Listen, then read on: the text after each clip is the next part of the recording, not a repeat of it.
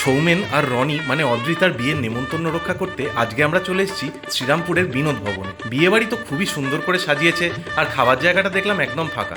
এই যে এটা হচ্ছে রনি মানে অদ্রিতা, আর ওর বিয়ে হচ্ছে এই যে সৌমেনের সঙ্গে।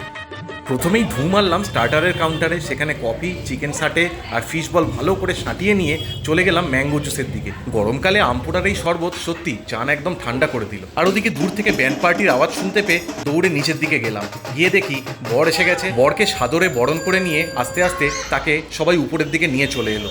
সেখানে বরের বসার ব্যবস্থা করা হয়েছে। বিয়ের লগ্ন বেশ তাড়াতাড়ি ছিল। এই যে বউকে বরের চারিদিকে ঘোরাচ্ছে, আর বর উঁচু না বউ উঁচু করতে করতে বউকে একদম ছাদে ঠেকিয়ে দিয়েছে। লাজে রাঙা হলো কোণে বউ গো, মালা বদল হবে এই রাতে। এই যে হয়ে গেল মালা বদল। আর তারপরে আমরা চলে গেলাম খাওয়া দাওয়া করতে।